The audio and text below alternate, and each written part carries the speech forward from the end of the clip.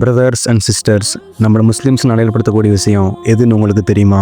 தௌஹீத், அல்லாஹ் ஒருவனே, அதில் ஸ்ட்ராங்காக இருக்கிறது. ஆனால் ரீசெண்ட் டேஸாக நம்ம ஊரில் என்ன நடந்துக்கிட்டு இருக்கு, நாம் என்ன பண்ணிகிட்டு இருக்கோம்? கந்தூரி ஃபெஸ்டிவல்ன்ற பேரில் அல்லாஹ் தடுத்த ஹராமான விஷயங்கள் நடந்துக்கிட்டு இருக்கு. அதுலேயும் குறிப்பாக தர்காவுக்குள்ளே நடந்துகிட்டு இருக்க சிறுக்கு எவ்வளோ பெரிய பாவம்னு நம்ம எல்லாத்துக்குமே தெரியும். நம்ம மரணிக்கிறதுக்கு முன்னாடி தௌபா செய்யலைன்னா நம்ம கதை அதோட முடிஞ்சுது. அல்லாஹ் சொல்கிறான் குர்ஆனில், தனக்கு இணை கற்பிக்கப்படுவதே அல்லாஹ் மன்னிக்க மாட்டான், அதுக்கு கீழ்நிலை உள்ள பாவத்தை கூட தன் ஆடியோருக்கு மன்னிப்பேன்னு சொல்கிறான். வணக்கத்தை அல்லாஹுக்கே கலப்புற்றதாக்கி வணங்குமாறும், உறுதியாக நிற்குமாறும், தொழுகையை நிலைநாட்டுமாறும், சக்காத்தை கொடுக்குமாறும் தவிர அவர்களுக்கு வேறு கட்டளை பிறப்பிக்கப்படவில்லை. இதுவே நேரான மார்க்கம். இப்போ சில பேர் வந்துட்டு, நாங்களும் தர்காக்குள்ளெல்லாம் போக மாட்டோம்ப்பா, அது எங்களுக்கு சிறுக்குன்னு தெரியும், பட் நாங்கள் ஆக்சசரிஸ் வாங்குவோம், கிட்ஸுக்கு டாய்ஸ் வாங்குவோம், வீட்டுக்கு தேவையான பொருட்கள் தான் வாங்குவோம் அப்படின்னு சொல்லிட்டு இருப்பீங்க.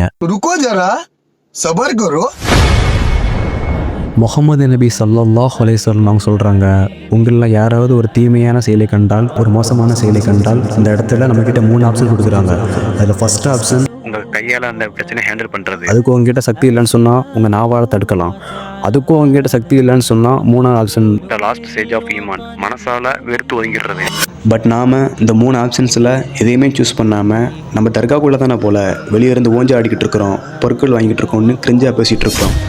நீங்கள் பர்ச்சேஸ் பண்ணுறது தப்பு இல்லை, அது கந்தூரி ஃபெஸ்டிவலில் பர்ச்சேஸ் பண்ணுறது தான் தப்பு. பிகாஸ் நீங்கள் பர்ச்சேஸ் பண்ணக்கூடிய ஒவ்வொரு பொருளுக்கான அமௌண்ட்டும் அதுலேருந்து ஒரு பார்ட் ஆஃப் அமௌண்ட் தர்காவுக்கு ரெண்ட்டாக போய் சேரும். அந்த ரெண்ட்டை அவங்க கண்டிப்பாக அந்த மாதிரி சிற்கான காரியங்களுக்கு தான் யூஸ் பண்ணுவாங்க. ஸோ நீங்கள் இன்டைரக்டாகவே சிற்கு ஹெல்ப் பண்ணுற மாதிரி ஆயிரும். அப்புறம் இந்த மாதிரியான ப்ராப்ளமுக்கு என்ன சொல்யூஷன் கேட்டிங்கன்னா, ஃபஸ்ட்டு அல்லாஹ்ட்ட தௌபா செஞ்சுட்டு இந்த மாதிரி இடத்துக்கு போகிறத டோட்டலாக அவாய்ட் பண்ணிக்கோங்க. அப்புறம் போகிறவங்க ஃப்ரெண்ட்ஸ் அண்ட் ஃபேமிலி சொல்லி ஸ்டாப் பண்ணுங்கள். இங்கே ஒருத்தர் மாற்றி ஒருத்தர் நம்ம குறை சொல்லாமல் ஒவ்வொரு முஸ்லீமாக அவங்களுடைய கடமையை தெளிவாக செஞ்சு முடித்தாலே இன்ஷா அல்லாஹ் இன்னும் 1.5 to 2 இயர்ஸில் இது கம்ப்ளீட்டாக ஸ்டாப் ஆயிரும்.